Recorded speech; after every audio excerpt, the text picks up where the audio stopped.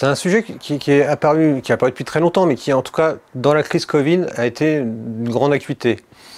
En gros, pour faire simple, on a soit un État qui décide et qui mène une politique publique nationale, soit des départements ou des collectivités territoriales qui sont en capacité de réagir en ayant une meilleure connaissance du terrain. On a bien vu pendant la crise Covid qu'il y avait eu un imbroglio, quelques mauvaises compréhensions, on va dire, entre les deux, et on se rend bien compte que maintenant, le sujet revient sur la table. On a d'un côté un État qui peut décider d'avoir, sous un principe d'égalité, d'avoir une politique globale, nationale, et aussi, on l'a vu par ailleurs, on l'a vu par exemple avec l'ADF qui dit, nous, on est en capacité de prendre sur notre territoire les politiques publiques, politiques sociales et sanitaires et médico-sociales spécifiquement. La bonne voie, et peut-être une troisième voie, est une voie au milieu. C'est-à-dire, en gros, le débat, c'est un débat entre l'égalité de traitement sur l'ensemble du territoire et l'équité territoriale. Il faut être en capacité d'assurer en même temps, si je peux me permettre l'expression, en même temps d'avoir un accès aux droits qui soit similaire, semblable pour tous sur le territoire, mais par ailleurs, il y a des zones plus sensibles que d'autres, la capacité d'adaptation, d'innovation, qu'ont les collectivités territoriales, qu'ont les acteurs de terrain pour pouvoir adapter cette politique. Comme vous le savez, on va avoir le débat dans le projet de loi 3D, démocratie, décentralisation et déconcentration, sur la possibilité d'avoir une adaptation territoriale des politiques publiques, en particulier de la politique du logement. Voilà. Toute acuité, toute la question qui se pose, c'est comment on peut permettre des développements territoriaux nécessaires, mais également ne pas créer d'inégalités territoriales pour que quelqu'un qui habite dans le nord de la France n'ait pas un traitement plus difficile, plus complexe que peut avoir quelqu'un qui habiterait dans une autre région.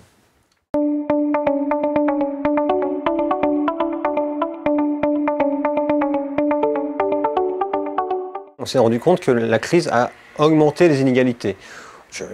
Pas que les associations, je fais référence à une note du Trésor qui fait référence, qui explique que les inégalités ont accru pendant la période de confinement. Inégalité femmes-hommes, inégalité dans le traitement des tâches, inégalité de logement, inégalité sanitaire, d'autres sujets. Donc, on se rend bien compte que la crise est un révélateur encore plus important de ces inégalités. La première raison, la première cause, en tout cas la première mesure à prendre, c'est une mesure financière, tout simplement. Les personnes les plus précaires ont été des victimes financières, en premier lieu, de la crise, travail partiel, chômage partiel et autres. Bon. Donc il faut revaloriser les minima sociaux, ça c'est le premier point. Après, il faut aussi que ce soit une idée de construction dans le futur.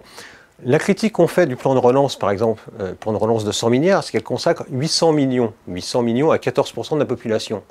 Si on veut vraiment construire la France de 2030, comme l'explique le plan de relance, à partir du moment où on met à part une population, on ne lui permet pas de participer à un projet collectif pour construire la France de 2030, on est dans une notion où ça va être très compliqué de réduire ces inégalités.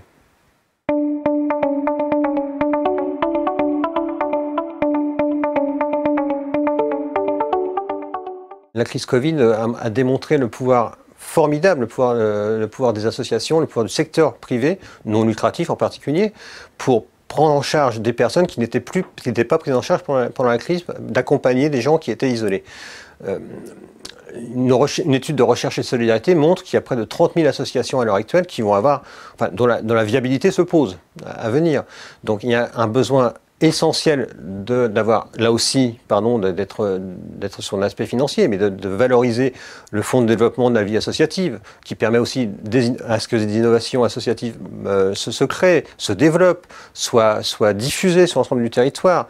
Il faut aussi reconnaître, ce qui n'a pas été le cas précédemment, reconnaître le rôle essentiel de ces associations. C'est à la fois donner la capacité d'agir, la capacité de gouvernance, la capacité financière, mais également reconnaître le rôle politique au sens premier du terme, le rôle politique des associations dans ce qu'elles ont dans la cohésion sociale.